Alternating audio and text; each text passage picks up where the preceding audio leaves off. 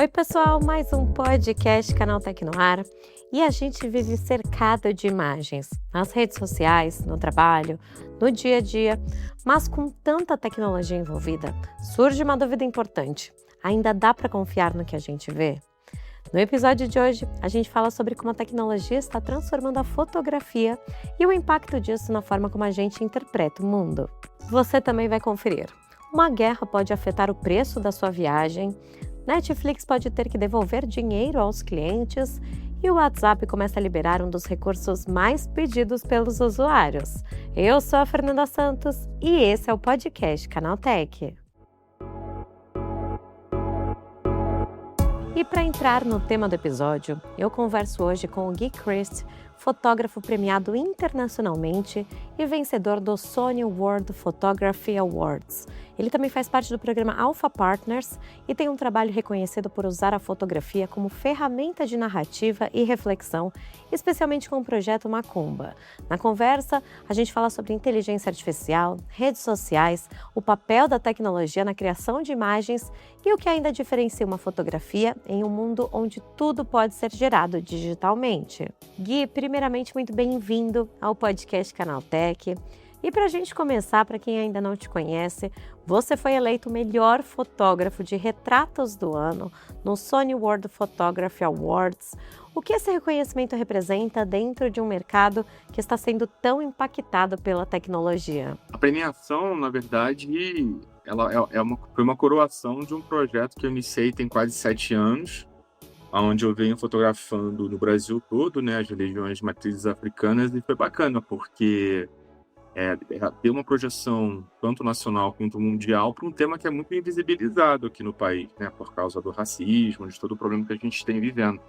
Então, a premiação me colocou num patamar hoje de poder debater isso, trazer para a sociedade, para as pessoas, não só os religiosos, né, mas as pessoas de fora também, para conversar e entender um pouco, né, quais são as causas, quais são os efeitos e como são essas religiões, né. Eu acho que uma coisa que o prêmio ajudou muito foi desmistificar, né, porque eu acho que muito do preconceito surge por causa do desconhecimento, e aí o prêmio, com toda a visibilidade que tem, me ajudou nesse processo. E eu sei que você também faz parte do programa Alpha Partners, da Sony, e reúne criadores com diferentes olhares, trajetórias. Como que você vê essa aproximação, né, entre tecnologia e criadores mudando o mercado de audiovisual? Eu acho que é fundamental, né? Eu, né, tive esse privilégio de fazer parte do time, né? Inclusive, isso aconteceu graças à premiação que eu tive também, porque eu fui o primeiro brasileiro, né? São 17 anos de história, né, do Sony World Photography Awards, que hoje é considerado o maior prêmio em números, né? Ano passado foram, se não me engano, 430 mil fotos enviadas. E eu fui o primeiro brasileiro que tive essa honra de ganhar uma das categorias, né? E a partir disso, eu e a Sônia, a gente começou uma conversa, e dessa conversa rolou a oportunidade de eu me tornar um partner, né? E é legal, porque é um outro entendimento para a fotografia, né? Porque até então eu era só um artista que usava uma câmera, né? E a partir do momento que eu entrei para a equipe, né, eu tive a oportunidade, por exemplo, de fazer uma reunião com os engenheiros que vieram do Japão aqui para o Brasil, e eu sentei com eles para dar feedback de produto, analisar, né, a gente pensar junto novas opções para novos modelos, o que a gente pode fazer para melhorar, porque a Sony tem essa preocupação muito grande. Eles entendem que a câmera, ela não é só um objeto, né? A câmera, ela é uma extensão do nosso corpo, né? Então, eles sempre estão muito preocupados em trazer novas tecnologias, de fazer como a tecnologia pode facilitar a nossa vida, como a tecnologia pode melhorar a qualidade das nossas imagens. E uma coisa que pra gente, eu sempre falo isso quando eu dou aula, tenho muito aluno, o próprio profissional, na verdade, ele não é melhor do que um amador. A diferença é que o profissional a gente não pode errar, né? E dependendo da situação que você trabalha, né, o equipamento é fundamental, né? Então, assim, o equipamento que hoje que a Sony me dá e que eu venho ajudando também no desenvolvimento, minimiza muito as minhas chances de errar e, né, me permite criar além do convencional. Então, isso para mim é incrível. E quando a gente fala de fotografia hoje, onde exatamente entra a parte da tecnologia? É só na câmera ou ela está em todo o processo, né? Desde a captura até a forma como a imagem chega nas pessoas? Ela está em tudo, na verdade. Inclusive, ela está no próprio processo que antecede a fotografia.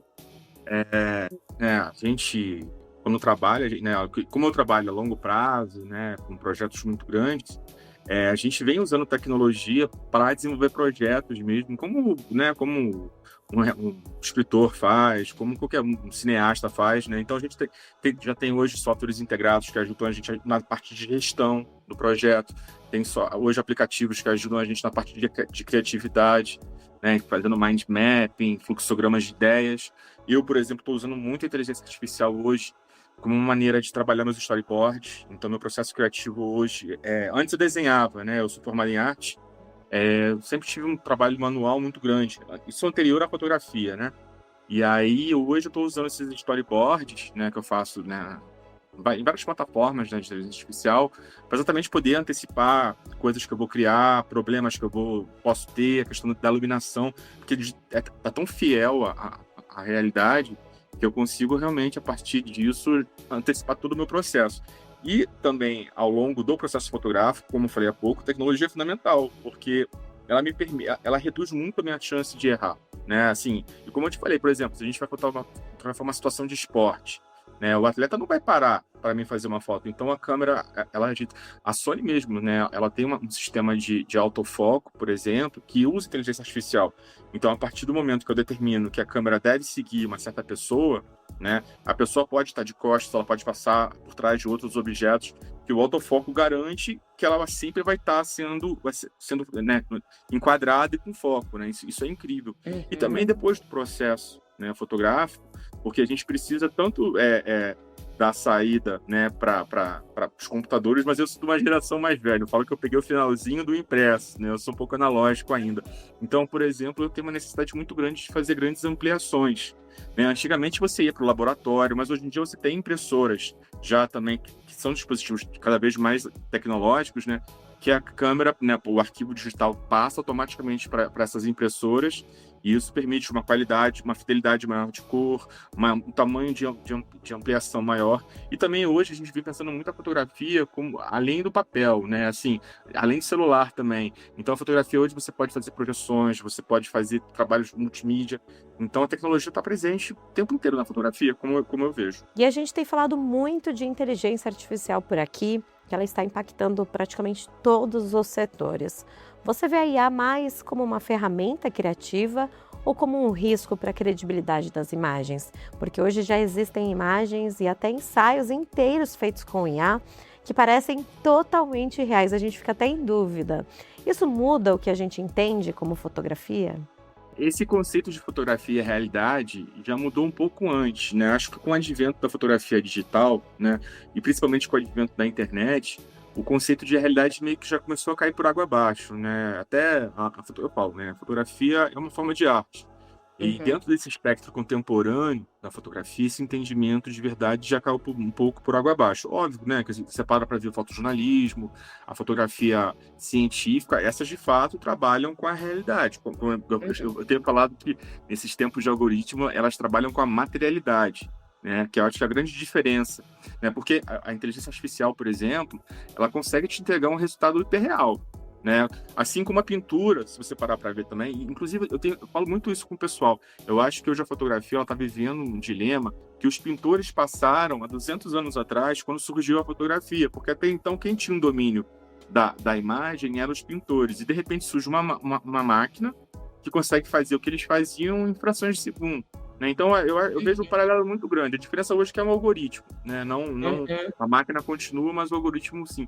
Então, eu acho que é um desafio grande, assim, mas particularmente eu acho que os impactos que vem acontecendo em relação à fotografia e o uso da inteligência artificial, a gente vai ter primeiro o uso da inteligência artificial em equipamentos, como eu falei, as câmeras da Sony hoje usam isso para uma parte de autofoco, por exemplo, mas também a gente vai ter alguns segmentos sendo impactados, que é o que eu chamo de segmentos de varejo, sem querer menosprezar, mas segmentos onde a imagem não tem necessidade de ser real, né? Então, por exemplo, um encarte de supermercado, por exemplo, né? Você pode fazer uma lata de um produto com inteligência artificial, você não depende da verdade, da materialidade para gerar. Então, é como eu venho vendo, por enquanto, o uso. E também existem algumas pessoas que vêm trabalhando de maneira muito artística, muito bonita, muito potente, o uso da imagem hiperreal, né? Ou seja, com resultado quase fotográfico, uma fotografia, mas usando a inteligência artificial, mas ele assumindo que não é, que aquilo de fato foi uma criação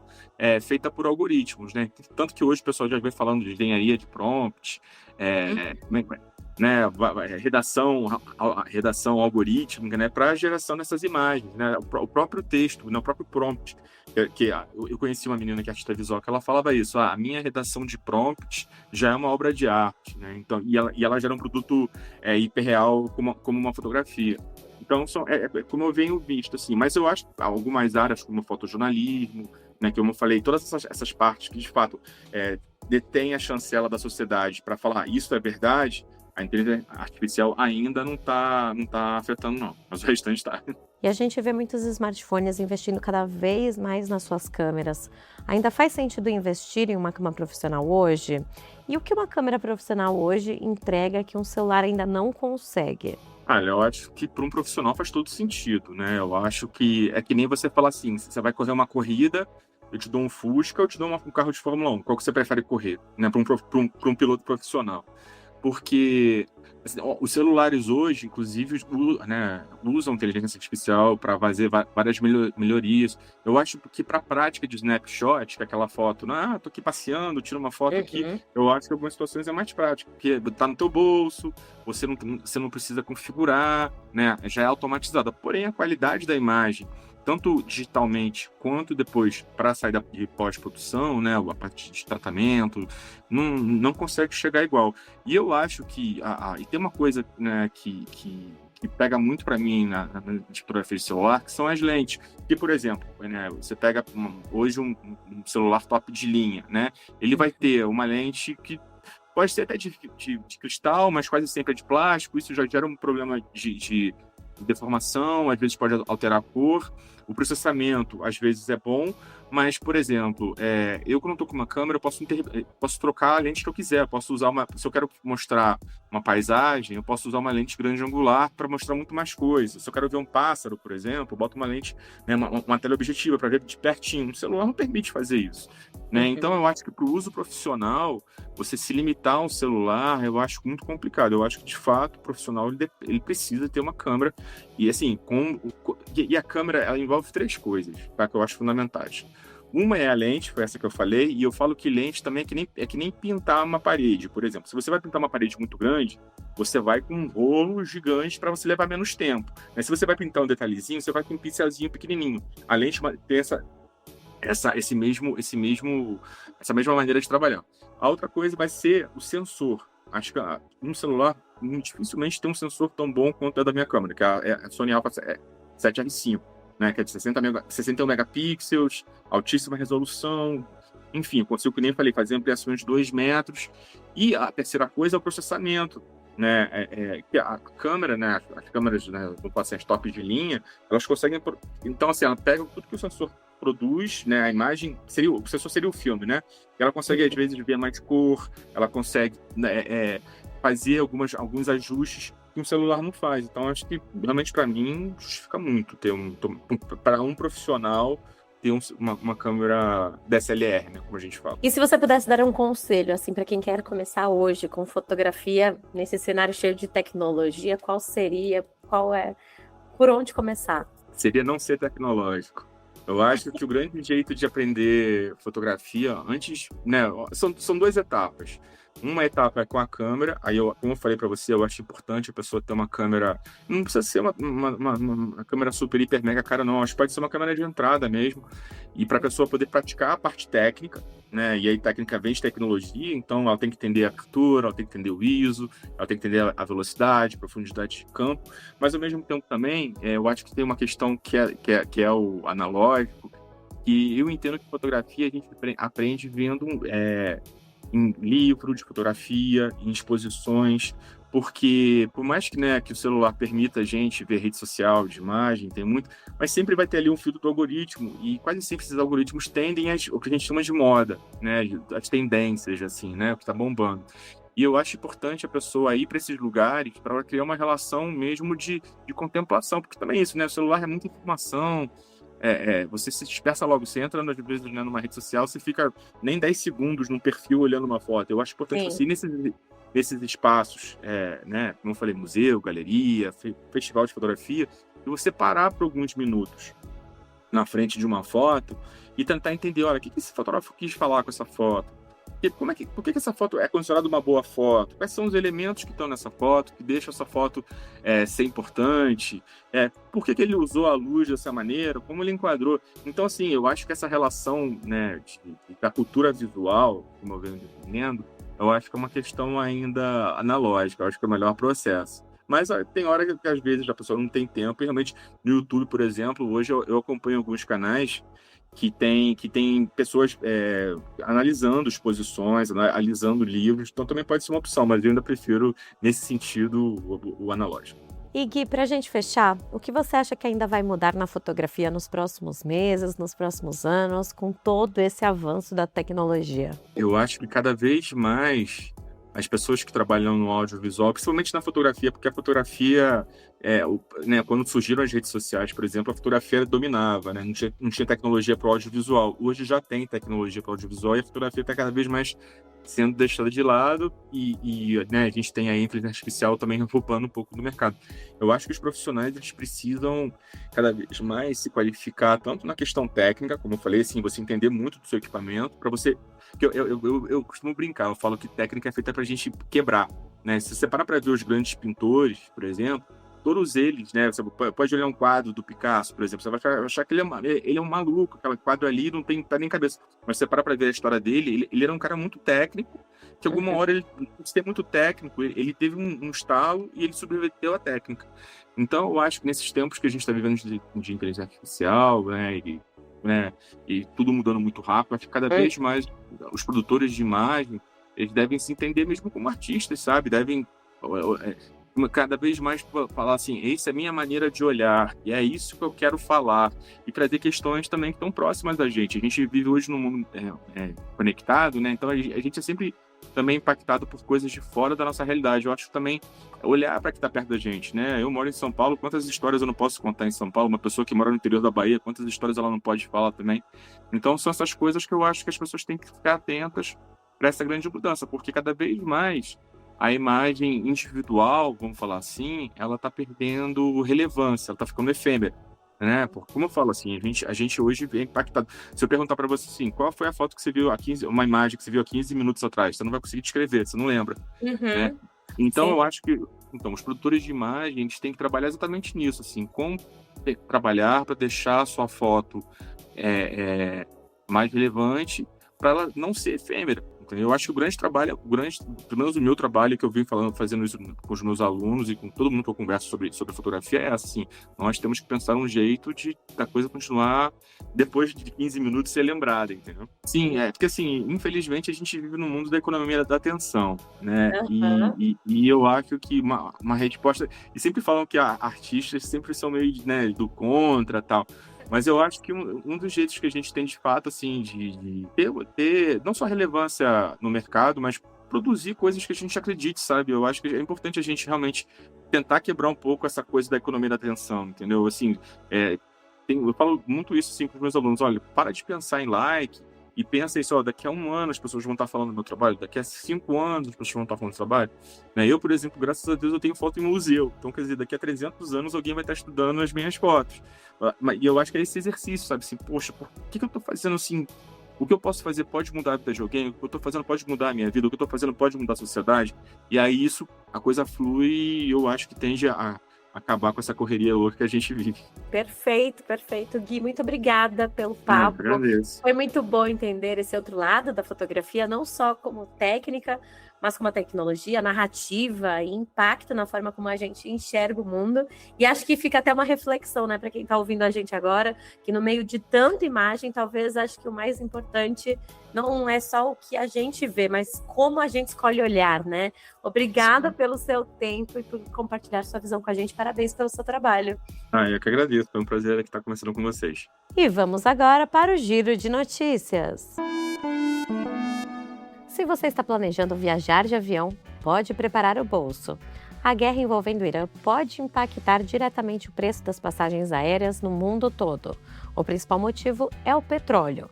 Com o aumento da tensão no Oriente Médio, o preço do barril tende a subir Isso encarece o combustível dos aviões, que já é um dos maiores custos das companhias. Além disso, algumas rotas estão sendo alteradas para evitar áreas de conflito, o que pode deixar voos mais longos e ainda mais caros. Na prática, o efeito é em cadeia: conflito, combustível mais caro e passagens mais caras. Mesmo quem não tem viagem marcada agora, pode sentir o impacto nos próximos meses à medida que as companhias ajustam os preços. E a Netflix pode ter que devolver dinheiro para clientes por causa de aumentos nas assinaturas. A decisão veio da Justiça italiana, que considerou os reajustes irregulares. Segundo o tribunal, os contratos da plataforma não explicavam de forma clara que os preços poderiam subir ao longo do tempo. Com isso, usuários que assinaram o serviço entre 2017 e 2024 podem ter direito a reembolso, que pode chegar a até 500 euros, dependendo do plano. A empresa agora terá que avisar os clientes sobre esses direitos em até 90 dias, mas já disse que vai recorrer da decisão. Por enquanto, a medida vale só na Itália, mas acende um alerta importante. Até que ponto as plataformas podem aumentar preços sem deixar isso claro para o consumidor? E sabe quando você está em uma ligação no WhatsApp e o barulho ao redor atrapalha tudo? Isso pode estar com os dias contados. O aplicativo começou a liberar um dos recursos mais pedidos pelos usuários, o cancelamento de ruído nas chamadas. Na prática, a função remove os sons de fundo, como trânsito, vento e ambientes cheios, deixando a voz mais clara para quem está do outro lado. O recurso funciona em tempo real e já vem ativado por padrão, mas pode ser desligado nas configurações. Para funcionar melhor, o ideal é que os dois participantes da chamada tenham a novidade ativada. Por enquanto, a função está disponível para alguns usuários da versão beta no Android e ainda não tem data para chegar para todo mundo.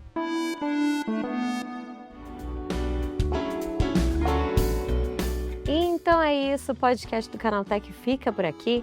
Aproveite para seguir o Canaltech nas redes sociais e deixe uma avaliação no seu aplicativo de podcast preferido. Este podcast foi roteirizado e apresentado por Fernanda Santos e contou com reportagens de Daniele Cassita, Jaqueline Souza e Viviane França, sob coordenação de Anaísa Catucci. A trilha sonora do Guilherme Zomer, a edição de Yuri Souza e a arte da capa é de Eric Teixeira. Você escuta o podcast do Canaltech de segunda a sábado. Até mais!